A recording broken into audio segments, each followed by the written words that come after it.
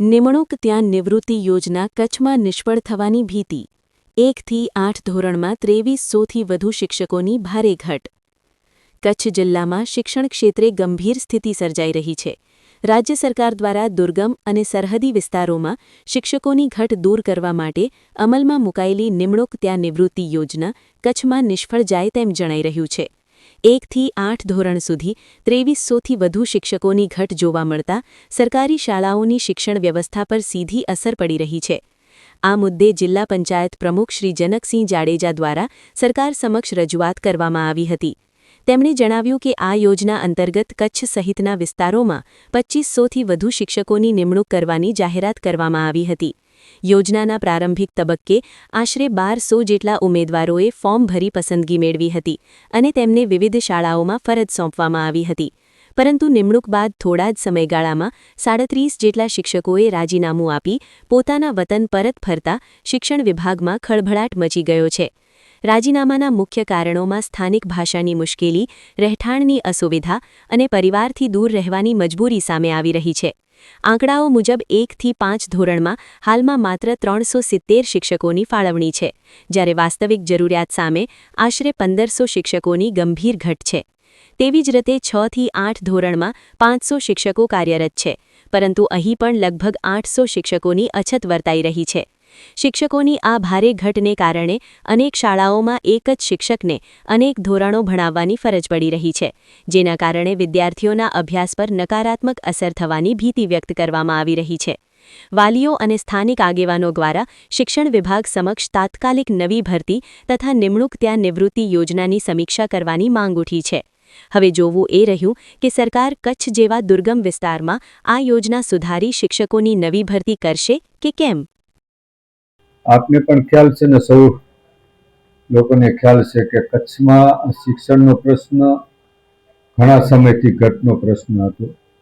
ત્યાર પછી આપણા સાંસદ શ્રી વિનોદભાઈ ચાવડા, સૌ ધારાસભ્યશ્રીઓ, સંગઠનના પ્રમુખશ્રીઓ અને હું પણ સાથે રહીને જે તે સમયે ગાંધીનગર મધ્યે શિક્ષણ મંત્રીની મુલાકાત કરી હતી અને માનનીય મુખ્યમંત્રી ભૂપેન્દ્રભાઈ પટેલની પણ મુલાકાત લઈ અને રજૂઆત કરવામાં આવી। એ રજૂઆતને ધ્યાનમાં લઈને માનનીય મુખ્યમંત્રી ભૂપેન્દ્રભાઈ પટેલે કચ્છ માટે 2500 + 1600ની નિયુક્તિ, જ્યાં નિવૃત્તિ એવી નિમણૂક કચ્છ માટે સ્પેશિયલ ભરતી કરવામાં આવી। પરંતુ કમનસીબે આપણાને જે ઉમેદવારો જોતા એટલા મળી ન શક્યા અને લાસ્ટ 1100-1200 જેની ભરતી કરવામાં કચ્છમાં આવી હતી। પરંતુ હમણાં થોડા સમય પહેલા એ ભરતી નવી થયેલમાંથી પણ 37 શિક્ષકોએ પોતાની સ્વેચ્છાએ રાજીનામું આપી અને પોતાના વતનમાં ચાલ્યા ગયા।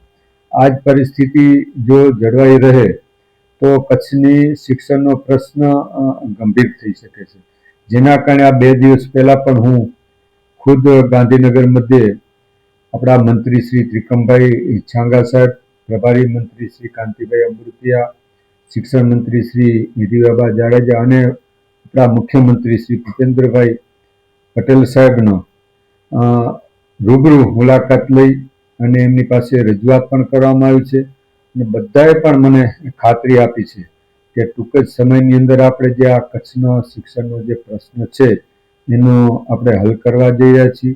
હમણાં ટૂંક જ સમયની અંદર આપણે 1 થી 5માં 370ની ફાળવણી કરવામાં આવી છે અને 6 થી 8માં 500 શિક્ષકોની ફાળવણી કરવામાં આવી છે।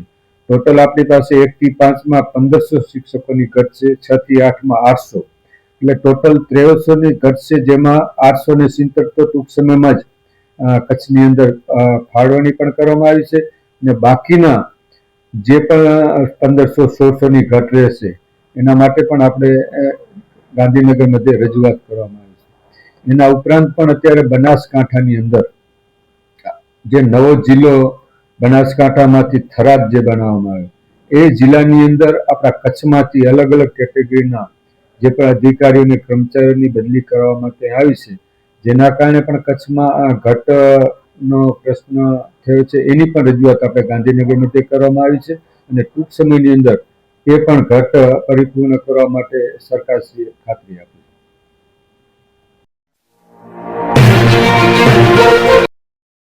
વિશ્વ પ્રસિદ્ધ મહાનુભાવોની, ભારતના 8 વડાપ્રધાનોની સચોટ ભવિષ્યવાણી કરનાર અંકશાસ્ત્રી જ્યોતિષ શંકર ગોડ.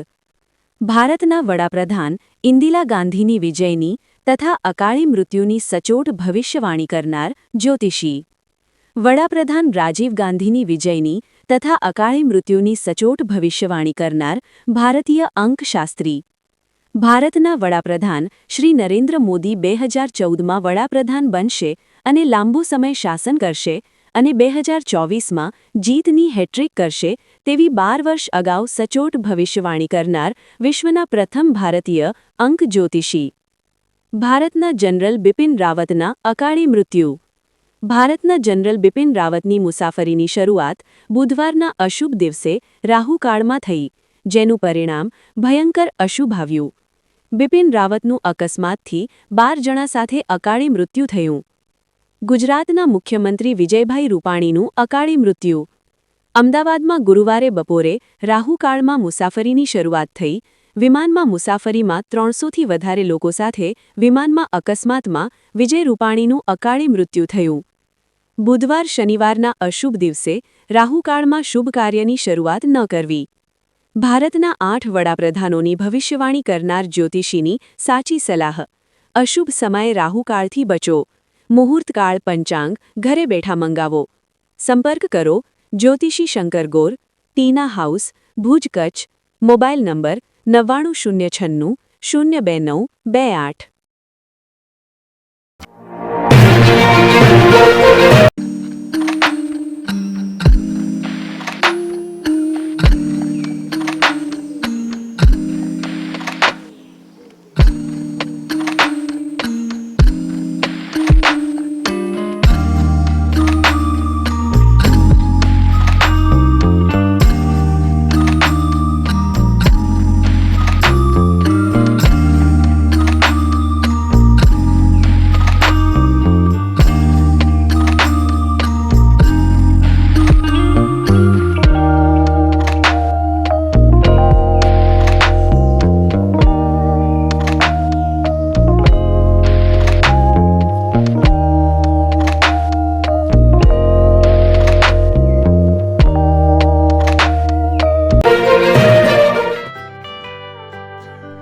મુંબઈમાં ખૂબ જ જાણીતું નામ એટલે બોમ્બે સ્ટીલ. અહીંથી તમને મળશે ઘર વપરાશના તમામ વાસણો, હોટેલવેર, કેટરિંગને લગતી દરેક પ્રકારની વસ્તુ હાજર સ્ટોકમાં. Dinner set, mixer, pressure cooker તેમજ દરેક પ્રકારના સ્ટીલના અવનવા વાસણો ખરીદવા માટે વિશ્વાસપાત્ર સ્થળ. સાથે વાસણોની ફેન્સી વેરાયટીઓ હાજર સ્ટોકમાં. મુલાકાત લ્યો Bombay steel exclusive showroom. Export અને હોલસેલ ભાવે વાસણો મળશે. નંબર નોંધી લેશો. જગદીશભાઈ પટેલ 9221870713 022 6674 7625.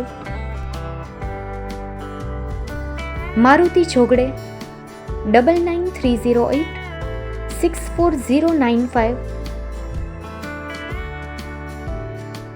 Website www.thebombasteel.com. અમારું સરનામું નોંધી લેશો.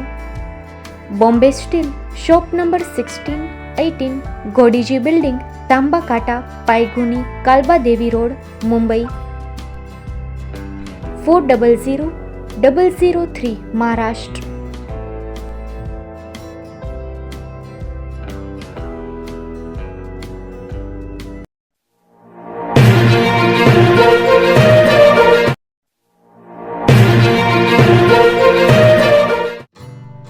Shri Pratham saris and Langa department, designer studio. આપના શુભ લગ્ન પ્રસંગોને યાદગાર બનાવતું એકમાત્ર Shri Pratham saris and Langa department. Exclusive showroom. અહીંથી તમને મળશે fancy bridal chaniya choli, cider chaniya choli, readymade gown, fancy dress materials and readymade dress તેમજ અનેક અલગ અલગ વેરાયટીઓનો ખજાનો. મુંબઈ દાદરમાં વિશ્વાસપાત્ર સ્થળ.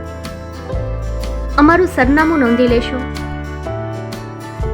Shop number 5-6 and room number 11-12-123, Hariram mansion, bank of મહારાષ્ટ્રની સામે, દાદા સાહેબ ફાલ્કે રોડ, દાદર ઈસ્ટ, મુંબઈ, મહારાષ્ટ્ર. સંપર્ક કરો વિપુલભાઈ જે વ્યાસ. Mobile number 9769781930, 9082438586.